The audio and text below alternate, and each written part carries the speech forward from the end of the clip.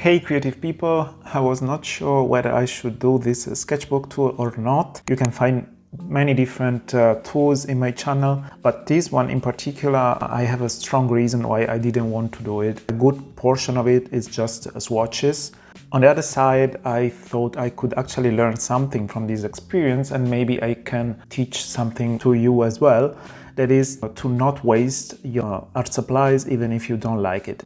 Indeed, this paper was the worst I ever used. It's my top 3 of the art supplies I regret buying video. Many of you had the same experience in the comments of that video. They declare it as watercolor paper, 25% cotton. That is supposed to be a very good quality paper, but it's actually terrible for watercolor. It was a present, it was a precious thing, even if it didn't cost that much money. It was €7 or something, I remember. The message I want to pass with this video is that we need to be aware of what we are buying and we need to actually use and not just collect them and being overwhelmed by overconsumption. I feel like I'm partially responsible for this capitalistic approach because many of my videos are art supplies review and stuff. I'm also responsible to show in this channel that I'm willing to use as much as possible my art supplies.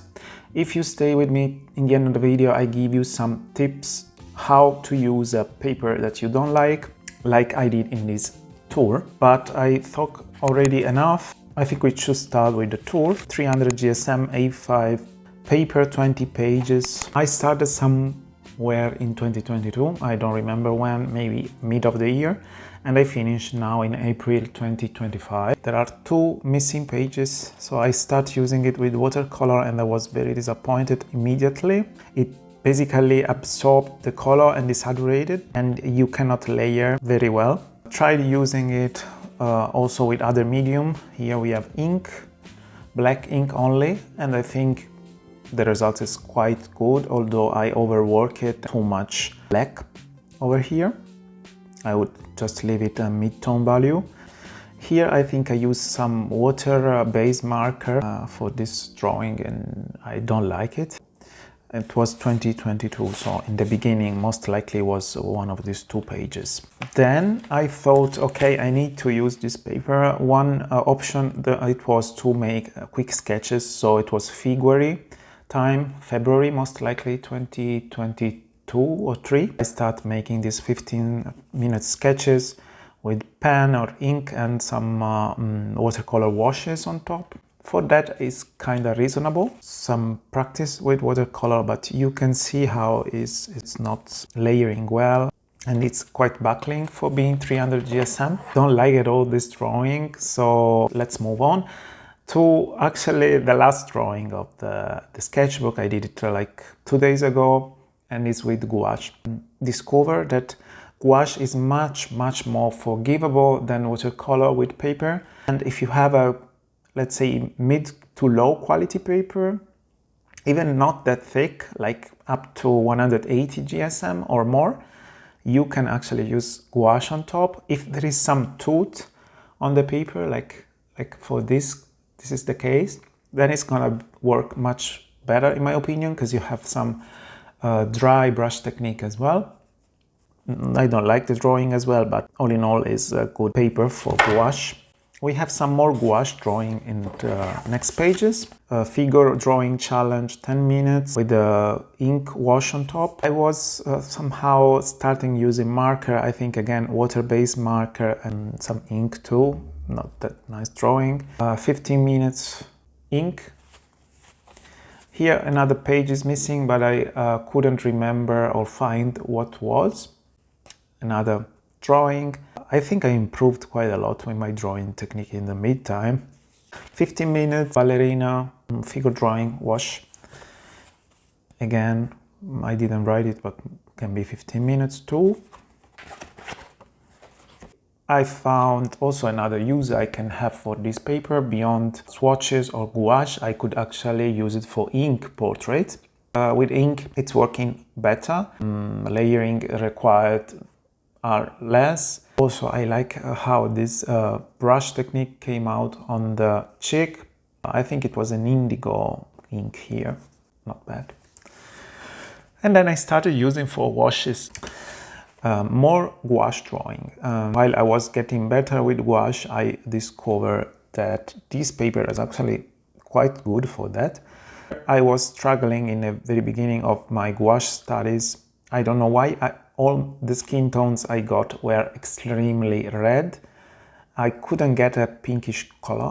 I wasn't used to mix that much the colors. All of my experience was with watercolors. By the way, there is a video quite some time ago while I'm comparing this drawing with another same painting on Bauhong paper, I think. Very ugly sketch with most likely ink or watercolor, and some notes about maybe a YouTube video.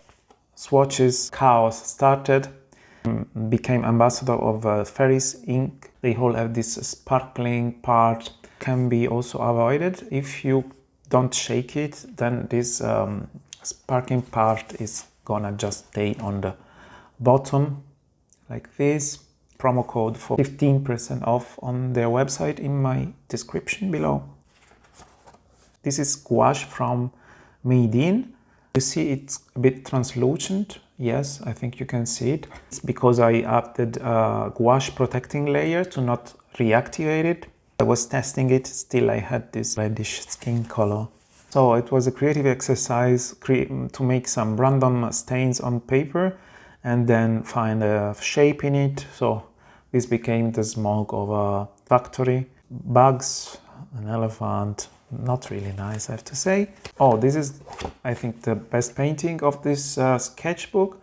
I'm quite proud of how I got the focus on the portrait, so how to depict the intensity of the site. Also, the desaturation was not intentional, I think, in the beginning. At least it's a bit pinkish, more than the other.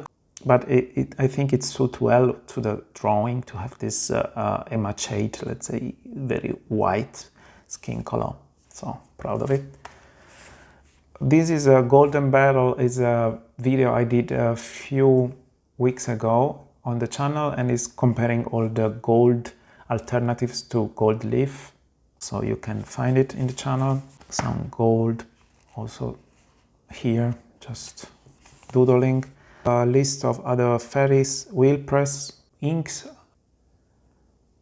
Winsor & Newton inks, swatches, Copic markers, check. Travel palette, I was trying to make a swatch chart, but I immediately regret doing it. I'm too lazy for it.